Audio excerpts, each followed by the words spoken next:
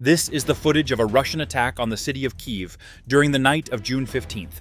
Russian forces launched multiple types of projectiles in what was described as one of the heaviest attacks of the conflict.